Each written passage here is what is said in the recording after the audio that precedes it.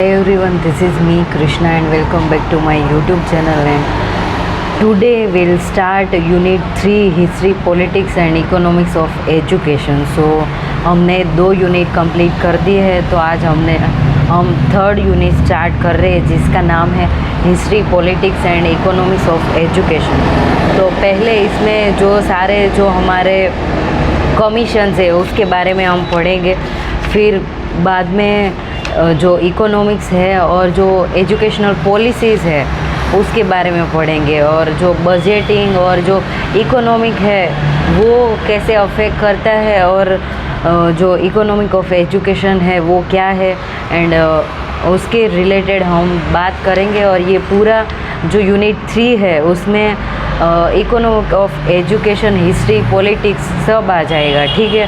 तो अभी हम committees and commission on education first topic पढ़ते हैं। तो उसमें ऐसा है कि जो एजुकेशनल कमिटीज़ थी उनके बारे में हमें पढ़ना है, और जब हमारा भारत देश है वो आज़ाद नहीं हुआ उसके पहले भी बहुत सारी कमिटीज़ थी जो एजुकेशन के ऊपर काम करती थी, बट हमें अभी जो कमिटीज़ है उसमें आफ्टर इंडिपेंडेंस, यानी जो हमारा भारत देश आज़ाद हुआ उसके बाद में जो कमिटीज़ बिठाई गई थी उसके बारे में पढ़ना है। तो जो फर्स्ट कमिटी है वो सेकेंडरी एजुकेशन कमीशन है, वो 1953 में आया था। फिर कोठारी एजुकेशन कमीशन है, नेशनल पॉलिसी ऑफ एजुकेशन है, नेशनल कमीशन ऑन टीचर्स, फिर नेशनल करिकुलम फ्रेमवर्क NCF है, NKC यानी national knowledge curriculum, Yashpal committee, फिर national curriculum framework for teacher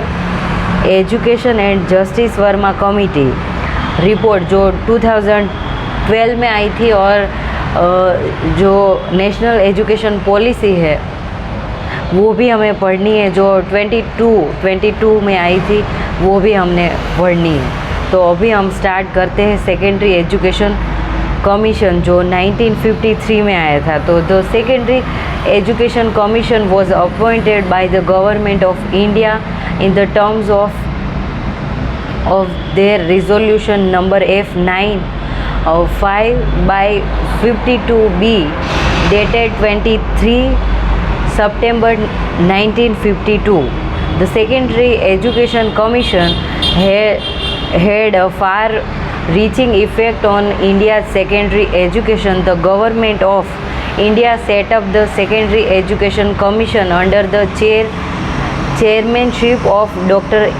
A. Lakshmana Swami Mudaliar, और ये जो सेकेंडरी एजुकेशन है उसको मुदालियर कमीशन भी बोला जाता है, तो डोंट बी कंफ्यूज। और मुदालियर कमीशन इसलिए बोला जाता है कि जो सेकेंडरी एजुकेशन है उनके मेन जो चेयरपर्सन थे वो A. लक्ष्मण स्वामी मुदालियर थे, इसलिए उसको मुदालियर कमीशन भी बोला जाता है। एंड वो जो लक्ष्मण स्वामी मुदालियर है वो वाइस चांसलर ऑफ थे मद्रास यूनिवर्सिटी के। And aims of secondary education commission to produce ideal citizens, to develop capacity of earning money, quality of leadership, फिर to develop human virtues and important recommendation, यानी जो secondary education है उसमें education के बारे में जो रिकमेंडेशन बोले, तो कैसा होता है कि कोई भी कमीशन होता है उसका एक मुख्य उद्देश्य होता है कि इसके ऊपर हमें काम करना है, तो ये पर्टिकुलरली सेकेंडरी एजुकेशन होता है उस पर काम करेगा, और उसमें जो सब कुछ बदलने मतलब कुछ भी चेंज लाना है उसके बारे में ये जो होता है उसको सारी कमिटी बिठाई जाती है। फिर वहाँ पर बहुत सारे लोग होते हैं जो एजुकेशन से रिलेटेड होते हैं, वो लोग होते हैं, और वो अपने खुद के पॉइंट ऑफ व्यू बताते हैं कि अभी एजुकेशन में ये चेंज लाना है, हमें ये चेंज लाना है, और हम आगे ये वर्क कर सकते हैं, और this will work this way. तो ये ऐसे होता है, इसलिए तो जो सेकेंडरी एजुकेशन कमीशन है उन्होंने कुछ रिकमेंडेशन दी है वो हमें याद रखने पड़ते हैं, और NTA और GSET जो एग्ज़ाम होती है उसमें हमें ऐसे पूछ लिया जाता है कि जो सेकेंडरी कमीशन है उसके जो रिकमेंडेशन है वो क्या थे, मतलब हमें डिटो वो याद करके नहीं जाने, यहाँ पर जो लिखे वैसे ही याद करके हमें नहीं जाना है, बट हमें इन माइंड हमारा जो कॉन्सेप्ट है वो क्लियर होना चाहिए कि ठीक है कि जो सेकेंडरी एजुकेशन है उसमें ऐसा बताया गया है, तो we have to remember this things. Okay, so secondary education should be for children of 11 to 17 years, and it suggests to end intermediate college and merge class 11th with secondary school and class 12 with BA. तो पहले के time पे ऐसा था कि जो 10th standard तक जो पढ़ाई होती थी उसको मैट्रिक बोला जाता था और ऐसा बोला जाता था, और इन्होंने ये रेकमेंड दिया है कि जो 11th स्टैंडर्ड है उसको आप सेकेंडरी स्कूल में ले लो, और ये जो इंटरमीडिएट कॉलेज है उसको बंद कर दो, और जो 12th स्टैंडर्ड है उसको बीए में इंक्लूड कर लो, यानी बैचलर डिग्री है उसमें आप ये जो 12th स्टैंडर्ड है उनको इंक्लूड कर लो. फिर multipurpose school should be establish to take care of various ability of school. Degree course should be 3 years. जो डिग्री कोर्सेज है वो 3 years का होना चाहिए, यानी मैंने बीए किया है लिटरेचर में, तो हमारा जो कॉलेज था वो 3 साल का था. फिर कुछ भी आपको बीकॉम करना है, बीएससी करना है, तो वो जो कोर्स है डिग्री कोर्स वो 3 साल का होना ही चाहिए. और उन्होंने बोला कि 1 year pre university course for high school student to enter in university. फिर उन्होंने बोला वोकेशनल और practical courses should be introduce. उन्होंने ये भी रिकमेंड किया कि जो वोकेशनल और जो प्रैक्टिकल कोर्सेज है उनको भी हमें एजुकेशन में इंक्लूड करना चाहिए. फिर रिकमेंडेशन रिगार्डिंग टीचर एजुकेशन, तो there should be 2 years course for non graduate and 1 year training course for graduate. The teacher should be trained in 1 or 2 extracurricular activity also. The commission also stressed on the importance of refresher course, short-term incentive course and specialized courses, workshop, conferences for in-service teacher training.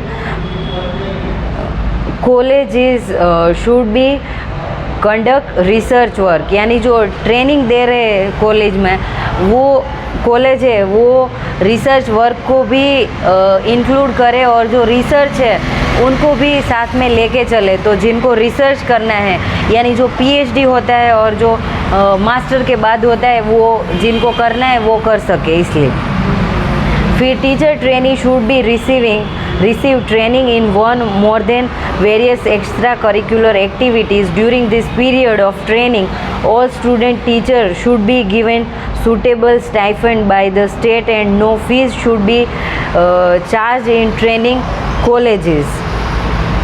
The training institution should advocate methods and training that are practicable and realistic. तो जो training है जो teacher आगे बनने वाले हैं, तो जो प्री सर्विस है, प्री सर्विस यानी कि जो अभी हमारा बीएड है, मास्टर है, एमएड है, उसमें हमें ट्रेनिंग दी जाती है कि जब आप कॉलेज में जाओगे तो आपको कैसे पढ़ाना है. तो ये पर्टिकुलर बीएड और एमएड की बात कर रहे हैं कि जो प्री सर्विस में होंगे उनको आपको पर्टिकुलर आपको ट्रेनिंग देनी है और कैसे पढ़ाना है वो भी सिखाना है. फिर एक्स्ट्रा करिकुलर एक्टिविटीज़ कैसे करवानी है वो भी आपको सिखाना है. इसलिए इसको बोलते हैं प्री जो ट्रेनिंग होती है वो. और जब आप एक बार कॉलेज में आपका जो प्रोफेशनल लाइफ यानी आप प्रोफेसर बन जाओ, उसके बाद आपकी जो जॉब होती है उसको पोस्ट ट्रेनिंग बोलते हैं. तो ये ऐसा हुआ, ठीक है. The training institution should advocate methods and training that are practical and realistic, यानी प्रैक्टिकल और जो रियलिस्टिक लगे वैसी ट्रेनिंग होनी चाहिए. और ये थोड़ी प्रैक्टिकल, यानी हमें ऐसा ना लगे कि कुछ भी हम खाली थियोरी पढ़ रहे हैं पर इसका जो प्रैक्टिकल यूज़ है क्या है वो हमें पता नहीं है, तो there is no use of this training. So secondary education है उन्होंने ऐसा रिकमेंड किया कि जो ये ट्रेनिंग है वो ऐसी होनी चाहिए कि जो प्रैक्टिकल हो और रियलिस्टिक हो. तो तो it's all about secondary education. इसमें हमें याद रखना है कि जो मुदालियर थे वो चेयरपर्सन थे और उसका नाम है ए लक्ष्मण स्वामी मुदालियर, और जो सेकेंडरी एजुकेशन है वो 1953 में आया और इसके चेयरपर्सन मुदालियर थे। फिर हमें ये भी याद रखना है कि इसके एम्स क्या थे, रिकमेंडेशन क्या थे और इसको दूसरे नाम से किससे जाना जाता है। तो ऑब्वियस है कि मुदालियर एजुकेशन के नाम से ये जाना जाता है, ठीक है। फिर कुछ बातें हैं जो मुदालियर जो sir एयरक्रोट Lakshmi Swami Mudaliar was an Indian educationist and physician with notable international and academic roles. He was the longest serving Vice Chancellor of University of Madras for 27 years. तो ये बातें मुदालियर के लिए है और वो एजुकेशनिस्ट थे और फिजिशियन थे और उन्होंने मतलब बहुत साल तक जो मद्रास यूनिवर्सिटी है उसमें काम किया है, यानी 27 इयर्स तक उन्होंने वहाँ काम किया और वहाँ के वो वाइस चांसलर थे। He was elected was as a chairman of who means WHO, जो वर्ल्ड हेल्थ ऑर्गेनाइजेशन है वो, तो उसमें भी वो चेयरमैन में सिलेक्ट हुए थे executive board in 1949 and 1950. He was awarded with Padma Bhushan in 1954 and Padma Vibhushan in 1963.